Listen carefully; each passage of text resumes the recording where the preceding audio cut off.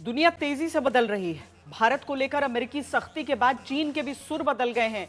चीन की तरफ से एक साथ कई बड़ी बातें कही गई हैं।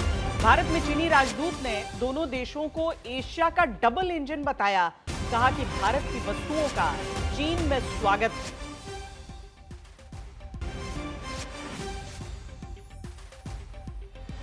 The United States has long been benefited greatly from free trade, but now it is using tariffs as a bargaining chip to demand exorbitant prices from various countries.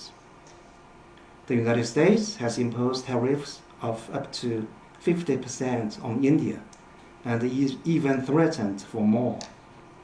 China firmly opposes it. In the face of such acts, silence or compromise only emboldens the bully. China will firmly stand with India to uphold the multilateral trading system with the World Trade Organization at its core.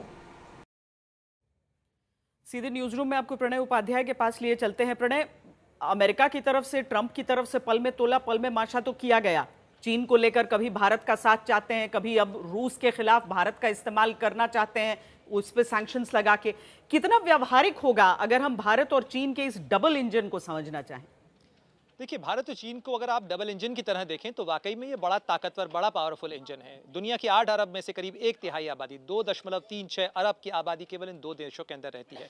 इसे आप GDP के लिहाज से देखें तो करीब 36% का GDP जो है, ग्लोबल जीडीपी, वो इन दो देशों से आता है। साथ ही अगर आप ये देखें कि इन दोनों इलाकों के अंदर, इन दोनों देशों के अंदर ग्रोथ इंजन 4.4 से 5% की रफ्तार से बढ़ती हुई चीन की अर्थव्यवस्था और करीब 6 से 7% की रफ्तार से बढ़ती हुई भारत की अर्थव्यवस्था बहुत फॉर्मिडेबल बनता है एशिया के हिसाब से। अगर हम एशिया की सदी के बारे में बात करें कि ये दोनों इंजन यदि एक साथ मिल जाएं तो बहुत सारी चीजें होती हैं। लेकिन यहां पर आप सरहद पर जाकर रिपोर्ट करती रही हैं, भारत और चीन के रिश्तों के बीच में एक सबसे बड़ी दरार है और वो है विश्वास की दरार, क्योंकि बड़ा संकट सीमा का है। जब तक सीमा विवाद नहीं सुलझता तब तक हमेशा ये रिलेशनशिप जो है वो एक्सीडेंट प्रोन रहेगी और इसमें कई बार झटके भारत ने खाए हैं।